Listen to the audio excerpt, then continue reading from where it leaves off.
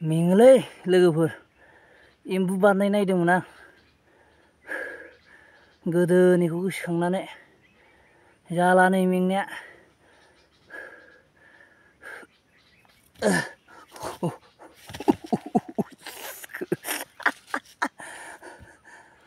मेङो रायजोफोर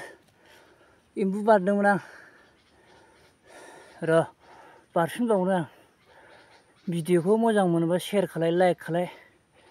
कमेन्ट खालाय